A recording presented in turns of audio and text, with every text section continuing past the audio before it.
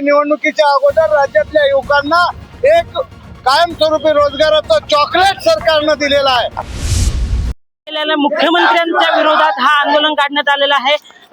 Chocolate मोर्चा काढलेला आहे। आपण काय सांगाल भाऊ, कशा पद्धतीचा हा चॉकलेट मोर्चा आहे, काय मागणी आहे? विधानसभा निवडणुकीच्या अगोदर राज्य सरकारनं राज्यातल्या युवक आणि युवतींना कायमस्वरूपी रोजगार मिळेल म्हणून प्रशिक्षण दिलं आणि प्रशिक्षणानंतर त्यांना वाऱ्यावर सोडलं। मग हे निवडणुकीचा जुमला होता असं आमचं मत बनलंय। म्हणजे निवडणुकीच्या अगोदर राज्यातल्या युवकांना एक कायमस्वरूपी रोजगाराचं चॉकलेट सरकारनं दिलेलं आहे। आता आम्हाला चॉकलेट नकोय, आम्हाला कायमस्वरूपी रोजगार हवाय। म्हणून या कायमस्वरूपी रोजगार न देणाऱ्या सरकारचा धिक्कार करत, राज्य सरकारचा धिक्कार करत आम्ही नागपूरमध्ये विधान भवनावर हजारो प्रशिक्षणार्थी युवक युवतींचा हा चॉकलेट मोर्चा काढून आम्ही सरकारचा धिक्कार करतो।